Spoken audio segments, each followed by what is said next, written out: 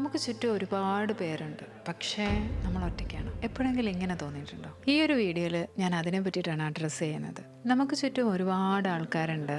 നമ്മളെ സ്നേഹിക്കുന്നവരുണ്ട്, സ്നേഹിക്കാത്തവരുണ്ട്, സ്നേഹം നടിക്കുന്നവരുണ്ട്. ഒരുപാട് ആൾക്കാരുണ്ടായിട്ടും ചില സമയങ്ങളിൽ നമ്മൾ വളരെയധികം ഒറ്റപ്പെട്ട പോലെ തോന്നാറുണ്ട്. നമുക്ക് സ്വയം ഒരു ജീവനില്ലാത്തതുപോലെ തോന്നാറുണ്ട്. ഇങ്ങനെയുള്ള സിറ്റുവേഷനിൽ എങ്ങനെയാണ് അതിനെ ഓവർകം ചെയ്യുന്നതെന്നാണ് ഈ ഒരു വീഡിയോയിൽ പറയുന്നത്. ആദ്യമേ തന്നെ ഇതിൻ്റെ റീസൺ എന്താണെന്ന് നോക്കാം.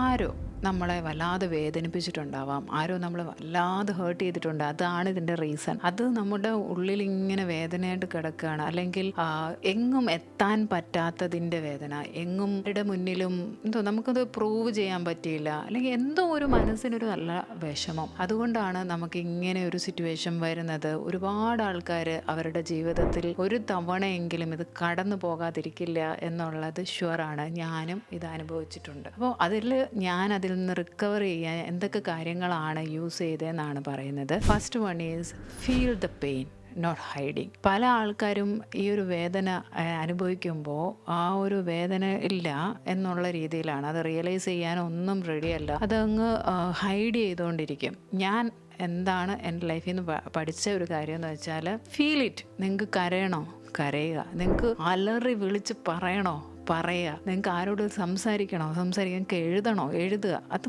മനസ്സിൽ വെച്ചുകൊണ്ട് ഇരിക്കരുത്. ഭയങ്കര ബുദ്ധിമുട്ടാണ്.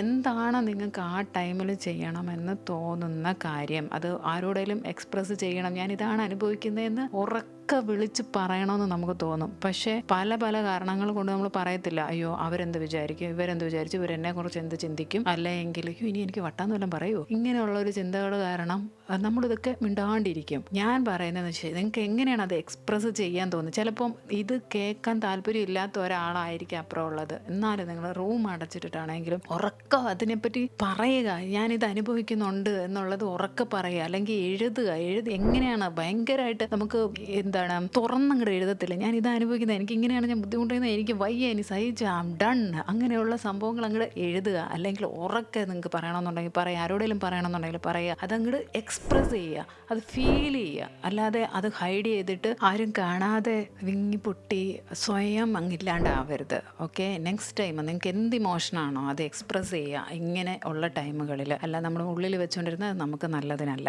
ഓക്കെ, അതാണ് first point. Second one is set gentle boundaries. അതായത് നമുക്ക് ആ ടൈമിൽ നമ്മളുടെ ചുറ്റുപാടുമുള്ള ആൾക്കാരുടെ അടുത്ത് ഇന്നൊന്ന് മാറി നിൽക്കണമെന്ന് ആഗ്രഹിക്കുന്ന ടൈമാണ് ചില ആൾക്കാർ. ആ ടൈമിൽ നിങ്ങളൊന്ന് മാറി നിൽക്കുക എന്നും പറഞ്ഞുകൊണ്ട് കംപ്ലീറ്റ് ഷട്ടർ ഇടരുത്, കുറച്ച് ഓപ്പൺ ചെയ്ത് വെക്കണം. നമുക്ക് ആ ടൈമിൽ ആരെങ്കിലുമൊക്കെ നീഡഡാണ്, എന്തെങ്കിലുമൊക്കെ ആ ടൈമിൽ ഒന്ന് സാന്ത്വനിക്കാൻ, സുഖാണോടാ, എങ്ങനെയുണ്ടടാ, ഓക്കെ ആണോ, നീ ഓക്കെ ആണോ എന്നൊക്കെയൊക്കെ ചോദിക്കുന്നത് നമുക്കൊരു സമാധാനം തരുന്ന കാര്യമാണ്. സോ അത് കംപ്ലീറ്റ് ഷട്ട് ഡൗൺ ചെയ്യരുത്, പക്ഷെ ഒരു ബൗണ്ടറി കീപ്പ് ചെയ്യുക. ഒരുപാട് നമ്മുടെ കാര്യത്തിലൊക്കെ ഇൻ്റർഫിയർ ചെയ്ത് സംസാരിക്കാനൊന്നും ആരെയും അനുവദിക്കരുത്. അപ്പോൾ ഒരു ഇമോഷണൽ ബൗണ്ടറി നിങ്ങൾക്ക് വളരെ ഇമ്പോർട്ടൻ്റ് ആണ്. കഥ അടച്ചിരിക്കണമെന്നുണ്ടെങ്കിൽ കുറച്ച് നേരം കഥ അടച്ചിരിക്കുക. നിങ്ങൾക്ക് എന്താണ് അപ്പോൾ ചെയ്യാൻ തോന്നുന്നത്, ആരെ അധികം ഇൻവോൾവ് ചെയ്യരുത് നിങ്ങളുടെ പേഴ്സണൽ കാര്യങ്ങളിലേക്ക്. അല്ലാതെ തന്നെ നിങ്ങൾ അതൊന്ന് ഡീൽ ചെയ്യണം. ഓക്കെ, ഒരു ജെൻറിൽ ബൗണ്ടറീസ് സെറ്റ് ചെയ്യുക. കംപ്ലീറ്റ്ലി ഷട്ടർ ഇടരുത്, അത് മറക്കരുത് കേട്ടോ. അങ്ങനെ നമ്മളത് എല്ലാം അടച്ചാരോട് മിണ്ടാതെ അങ്ങനെ ഇരിക്കുകയും ചെയ്യരുത്.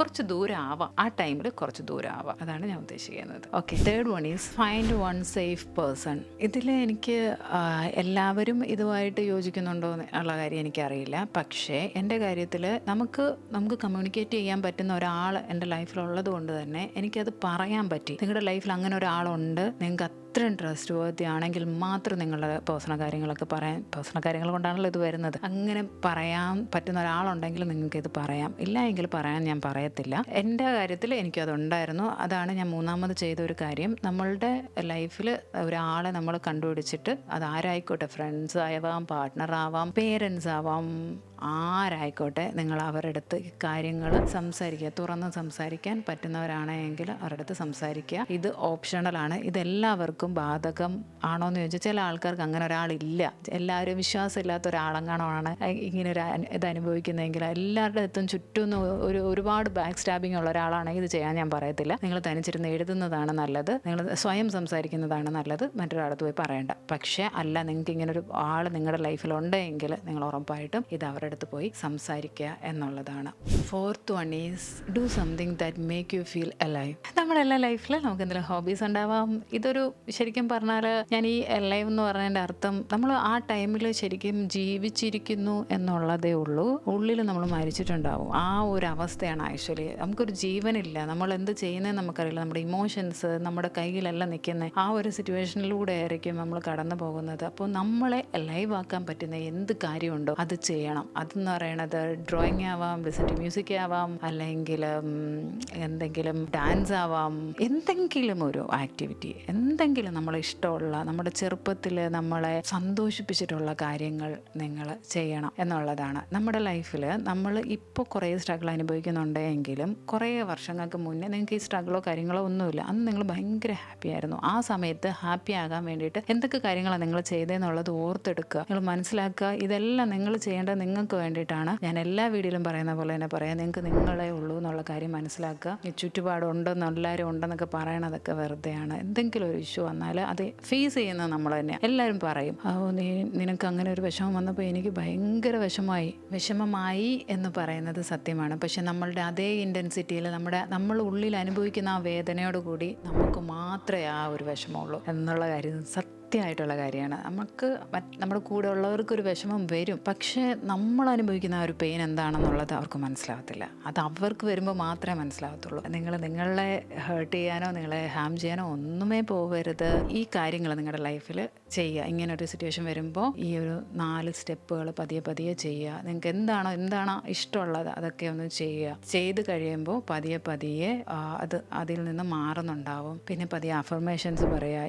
ഇതൊന്നും നമ്മുടെ ലൈഫിൽ ഇതൊന്നും അല്ല, നാളേക്ക് നല്ലത് വരാൻ പോവുകയാണ് എന്നുള്ളത് സ്വയം പറഞ്ഞുകൊണ്ടിരിക്കുക. ഇത് കഴിഞ്ഞു, ഇന്നുകൊണ്ട് ഇത് കഴിഞ്ഞു, നാളെ എനിക്ക് നല്ലത് മാത്രമാണുള്ളത് എന്നുള്ളത് സ്വയം മനസ്സിലാക്കുക. അപ്പോൾ ഇങ്ങനെ നിങ്ങളുടെ ലൈഫിൽ ഇങ്ങനെ ഒരു സിറ്റുവേഷൻ നിങ്ങൾ അനുഭവിക്കുന്നുണ്ടെങ്കിൽ ഡെഫിനറ്റ്ലി ഈ കാര്യങ്ങൾ പ്രാക്ടീസ് ചെയ്യുക. നല്ലൊരു ചേഞ്ച് നിങ്ങളുടെ ലൈഫിൽ വരുന്നുണ്ടാകും. ഓക്കെ, ഇതുപോലുള്ള യൂസ്ഫുൾ വീഡിയോസിനായി ചാനൽ സബ്സ്ക്രൈബ് ചെയ്യുക. ഇങ്ങനെ ഒരു സിറ്റുവേഷനും കൂടെ നിങ്ങൾ കടന്നു പോയിട്ടുണ്ടെങ്കിൽ താഴെ കമൻറ്റ് ചെയ്യുക.